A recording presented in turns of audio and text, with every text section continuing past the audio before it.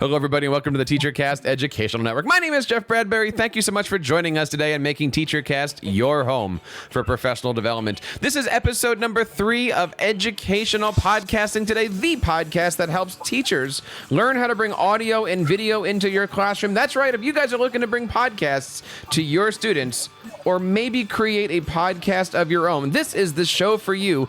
I have 2 amazing guests on the show today telling us how they are using podcasts, well, in a little different way, and how they're doing it completely for free. I am looking forward to talking to them today and learning all about how they are bringing podcasts to their classrooms. But before we bring that on, I want to remind you guys that today's show is sponsored by the brand new Educational Podcast Directory. If you guys are looking for some great and outstanding educators who are making podcasts and changing the world, check out everything that we have going over on educationalpodcastdirectory.com, where you're going to find over 140 educators, all with their own podcasts, many of them who are actually podcasting with their students. And we have a service there for you guys where you are able to find some great shows to listen to, not only with your students, but on that drive to work every day. So check it out over at www.educationalpodcastdirectory.com.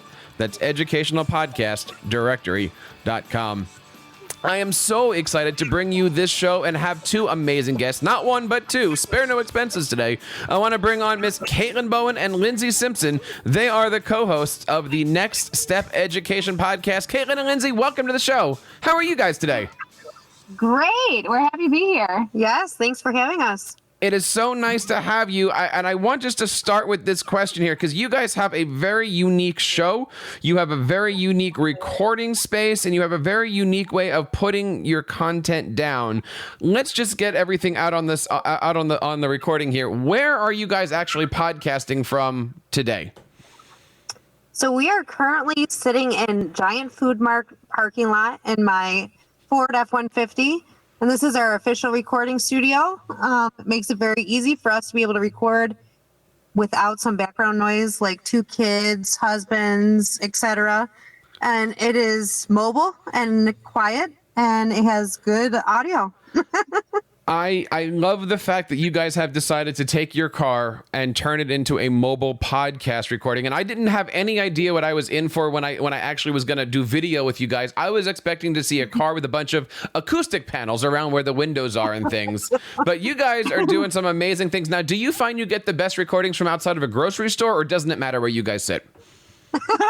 No, sometimes it's been other locations as well, wherever we can meet halfway between wherever we are at the current time. It works. So let's get down to business here. Today we are talking all about how to create your podcast. And let's talk a little bit about you guys. How did you guys get together, and why did you guys decide to start a podcast together? So first, we used to work together. We were colleagues first, and then we became friends. We worked in the same district, but on opposite ends of the building. So we are from a very rural town. So I was on the elementary side of the building, and she was on, Caitlin was on the high school end. And we did a STEAM project together. So we met and we started working together. And then the rest is kind of history. So Lindsay has a natural love for podcasts, and she actually got me into podcasts. I knew nothing about them, and she kept on talking about, oh, here, listen to this episode, and she would send something to me. So I was a complete novice, and once I took a job in a different district, she's like, hey, we have a lot of cool things that we talk about. We call each other on the way to work. Often she has a half-an-hour commute. I have a 15-minute commute. So on that 15-minute commute, once I hop in my truck, after I drop off my kids, we would call each other and talk about different things that are happening in our districts. And a lot of that started overlapping.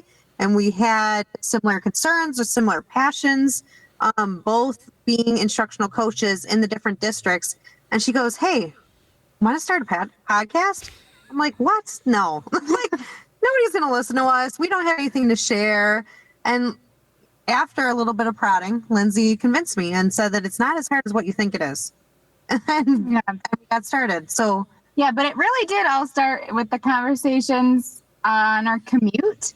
So the magic did start in the truck. So we might as well just keep it going right here. From the truck, by the truck, on the truck, all that great stuff. So tell us a little bit about your show, right? Your show is called the Next Step Education Podcast. Where did the name come from? Well, one of the things that we always talk about is what we're doing in our different positions and in our districts.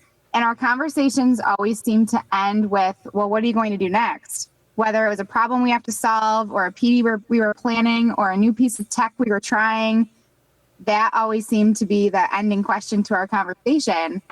And I think that's always what teachers are asking themselves, right? Like, what's happening tomorrow? What are we going to do next? It's very rare to find a teacher that has had the same lesson plans for the last 15 years. So we want to continue that conversation with our community of educators and think about what's next. What's the next step? We're very solution focused. Whether or not that solution is correct or incorrect, we want to come up with some way to solve the problem that we're currently focusing on and move forward and not stick in that rut. We're not ones that focus on and complain. Of course, we vent. We all need to do that from time to time, but we love to look forward and figure out what we're going to do with our current situation.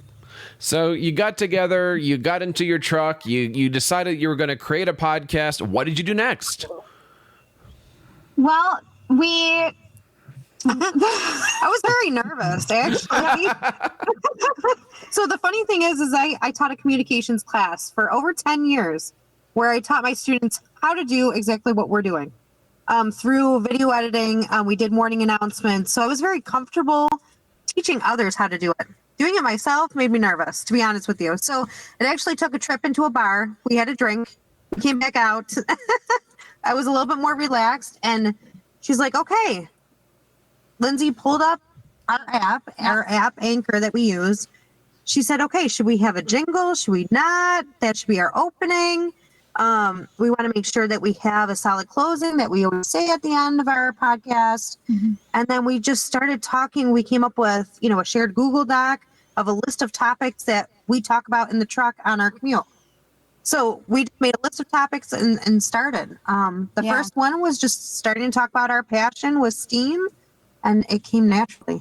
Yeah, so that shared Google Doc is really what keeps us going, because anytime we think of a problem or hear a conversation that we're having over and over with our other colleagues, we just add it to the list. And so we kind of have a running list of possible episode topics that we know are relevant. So okay. So the first question that has to come to mind. Anytime you're recording your podcast, I'm assuming the car is turned off, right? Like you're not doing this while you're driving to work. Correct. Okay, I just wanted to make that sure. Now, you had mentioned that you're using Anchor, which is a fantastic platform. I like that because it's free, it's mobile friendly, you can do a lot of things with it. Why did you choose Anchor versus any other platform that was available to you? To be honest, I had heard Anchor being used by one of my podcast favorites, Matt Miller, on Ditch That Textbook. So I had heard him reference that he uses Anchor and that it was free. And considering that we were both novices in actually producing a podcast, I wanted to start with something that was free that we could just play with and kind of get our feet wet. And then it ended up being an awesome platform to work with. Help us out with this. Many people that are listening are new podcasters, or they're looking to get into podcasting, whether it be in their studio, or their truck, or in their classrooms. What do you actually need to do to get yourself onto Anchor? Is it as simple as getting an account and just running with it, or do you need a little bit of a few other things to go along with this? You really could go to just the basics. I had a device, aka my iPhone, and it's an app-based platform. There's also a web-based option. So you just need a device with a microphone. So we use the built-in microphone on my phone because this truck rocks and it's on sticks. By rocks, you mean like back and forth, or you mean like it's cool? Well, only when we're super excited about what we're talking about. Got it. Okay. But, when we recently went to a conference and did purchase a plug-in microphone for my phone because we really weren't sure how the background noise was going to affect it. So I have to mention that if I took podcasting into a classroom, I would get a little microphone, and I probably paid $15, and it did pretty well. Yeah, it was an Amazon find. It had a very long cord. Be aware of how long the cord is. I think it's like literally 125 feet for, $15, a dual head microphone. It's very easy. We set our phone in between us on the armrest. We normally are looking at our shared Google Doc, just so we can make sure that we're hitting all the points in the episode. And we don't forget our Twitter handles to say at the end of our podcast, because that's normally where our retakes happen, actually. Yeah, major bloopers. If you start a podcast, I highly suggest you learning your Twitter handle if you have one. Because I get didn't started. It was good. That is sage advice. I highly recommend anybody when they're doing a show. I always say, like, script the beginning, script the end, and everything in the middle. Just have a good time, have a conversation. I will say that as the guy who it took almost 50 or 60 episodes. And it was the following year at ISTE, somebody had mentioned, you never actually give me your name on the show, right? and I love that story just because it's so brutally honestly true, but I never said my name in the first, like, if you go back to like episodes like 1 through 50, like never mentioned who the host of the show was. And yes, always give your name, always give your call signs, always do all that great stuff as you go through. It's the and I gotta say, thing. where are you guys? First of all, we didn't ask earlier. Where are you guys? Right, I know you're outside of a grocery store, but like, what state? Where are you guys? We're in New York State.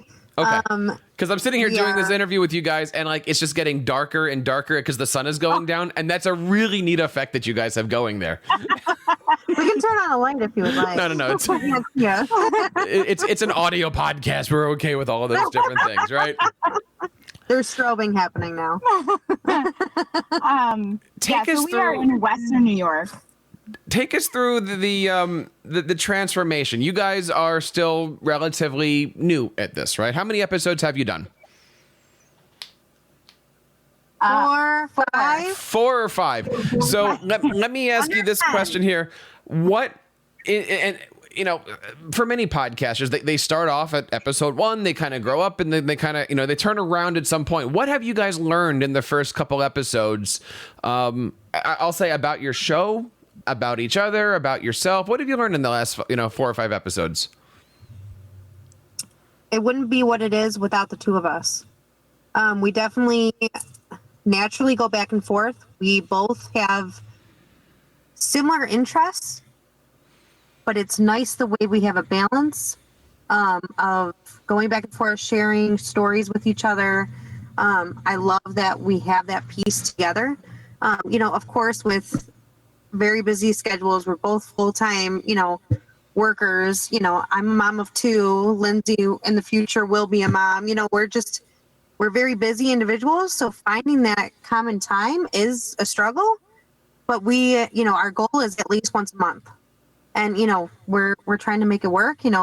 We started it in January, February, so we want to keep on rolling. We have a lot to talk about, and our list is long. We're excited. Actually, you have motivated us to actually bring a guest on our podcast at the New York State STEM Education Collaborative Conference. So we're very excited to have a guest on our podcast. It wasn't even something that I even thought about, and Lindsay's like, hey, we've been asked to be a guest on somebody else's podcast. I'm like, what? That's awesome. So exciting. So, she is the technical expert, from the podcast end, but what do you have to share, Lindsay? Yeah, I think one of the things I've learned, like Caitlin said, it really takes the two of us to do these episodes.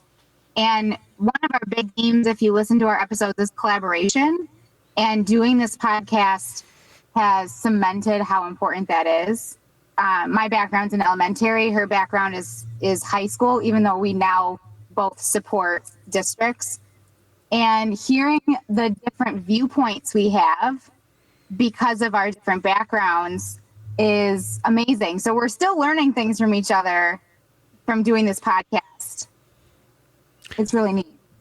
it's one of those commonalities that all podcasters kind of share, right? It's how do you collaborate? How do you listen? What can we help out each other with? What are some of the challenges that you guys have found? Like maybe some of the things that have come up and you're like, I didn't know it would be this easy. I didn't know it'd be this hard. I didn't know this was gonna, like, what are some of the things that you actually learned about podcasting over the last couple months? I learned, with Anchor and with a lot of different platforms, you can put ads out and you can kind of get some money back in, which could possibly help fund some things, especially if you're doing it in a classroom. And I thought that there would be a lot of background setup for something like that. And there's really not. It's really as easy as recording an ad and sticking it in your episode. So I already took that back to a classroom in my district who does podcasts, and have helped them set that up because it was not as hard as I anticipated. It's a lot easier to be connected with people in podcasts than what I ever thought. I didn't think I was going to like it at all. And now there is a bunch of different podcasts that I follow as an educator, as a future administrator, as a parent of a difficult 5-year-old that I was happy to leave tonight.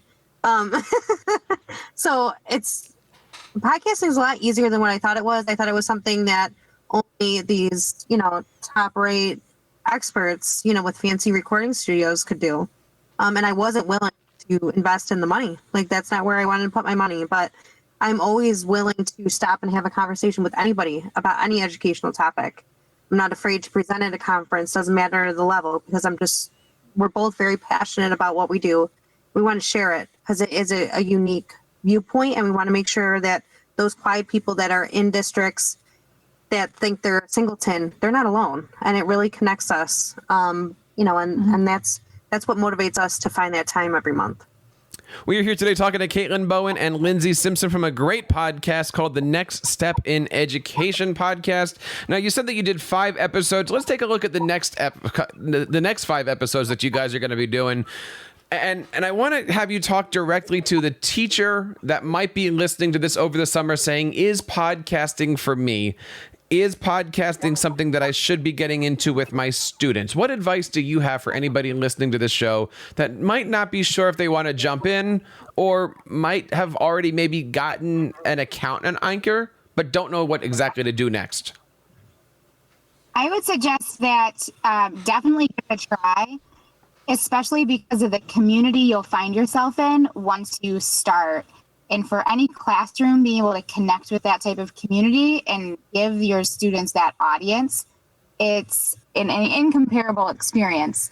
One piece of advice for the actual planning for the podcast would be to get some type of shared document for a script, especially if you're working with students who might be a little nervous, who might not be able to just speak off the cuff like adults might be able to do.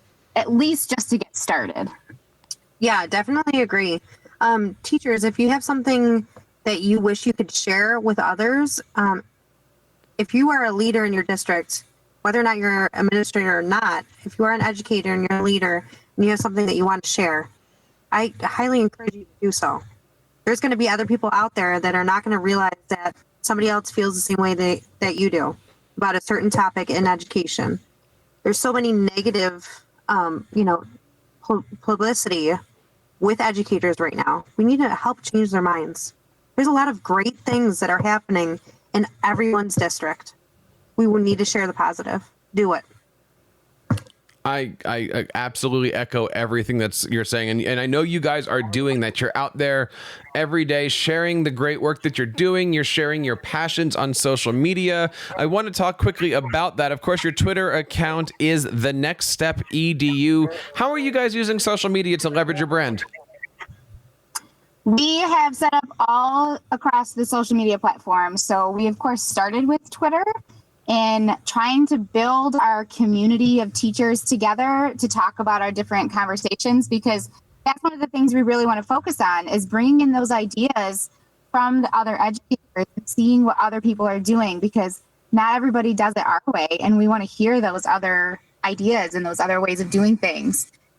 So we have our Twitter account. We also have a Facebook page and group community that is growing and building with some awesome educators. And then we added an Instagram, and they're all at the Next Step podcast. Keeping that branding consistent is the key. Yes. Yep. And the logo stayed the same. Lindsay created our logo in less than 5 minutes, using, a generic, Canva. Yeah. Oh, it was Canva. It was Canva. So, an easy app or, website that you can use to create a logo. We made stickers that we passed out at ISTE to share that back out. And we heard from a couple different educators after ISTE, just trying to get it out there as much as possible. And there's a lot of educators that prefer one platform over the other. So we're trying to be on all of them so that we access more people. And we started something new this summer, and we are currently hosting a PD bingo challenge for our listeners. So if there's any listeners out there that want to join, it's a lot of fun. It's a super easy way of keeping on top of things over the summer, because you want to refresh, and goodness knows we need to, being teachers over the summer, but it's also time to start something new. So if you want a challenge, you can win prizes. Yeah. We're looking for anybody to enter into this bingo. We will mail. We will definitely link to that, and I found your tweet. We'll even put that as an embed on the blog post here. Of course, this is Educational Podcasting Today, episode number 53, talking to Caitlin and Lindsay. And ladies, I want to say, first of all, thank you so much for taking the time out of your day to get in your car and spend some time with us today. Where do you see the future for the podcast? 5 episodes in, where do you hope to see yourself at episode 25, episode 50? I'm excited about our future. We're growing every year. We both went back to school, and we're starting to pursue administration for the right reasons, because we want to make more of a difference and more of an impact in a school district and impact more educators. To help make more meaningful experiences for students, more real world, hands-on, project-based as much as possible. And so I'm excited for our future. We will be administrators wherever that might lead us to. And because we have this link between the two of us with this podcast, yes, we have a friendship outside of this, but with this podcast, we're able to continue our journey and just keep on sharing more and more about our journey. So I'm just excited about our careers. We're not too far in, you know what I mean? So it's still pretty exciting. And I can't wait to share this journey. Yeah. And I think that's perfect. That's a great answer. I don't know where we're going to be at episode 25, but the way that this podcast has grown already, 5 episodes in, and the amazing people we've been able to meet and talk to about our craft, I can't wait to hear what we're sharing by episode 25 and who we might be sharing our episodes with. Well, I certainly wish you guys the best of luck, and would love to have you guys come back on to talk podcasting and even come on and talk about tech coaching. Maybe we can have you also on our Ask the Tech Coach show to talk shop about being an instructional technology coach and educational leader. And of course, if you guys are out there listening and you have any questions, check them out over at the Next Step Education Podcast. All the links are over here, and you can follow them on Twitter at the Next Step EDU. Ladies, I want to say thank you so much for your time and coming on to share your passions on TeacherCast. Thank you so much for having us. We really appreciate it. Yeah. And if you guys are interested in learning more about podcasting, I urge you guys to check out our brand new channel, educationalpodcasting.com, where we are going to walk you through step-by-step everything that you guys need to create a podcast in your classroom, your studio, or yes, your pickup truck. We are here to help you guys find the right equipment, the right applications, and the best way to grow and build your EDU brand. Check out everything over on educationalpodcasting.com. And of course, that wraps up this episode number 53 of our brand new show, Educational Podcasting Today. We hope you guys had a great time. On behalf of everybody here in the TeacherCast Educational Network, my name is Jeff Bradbury, reminding you to keep up the great work in your classrooms and continue sharing your passions on your podcasts.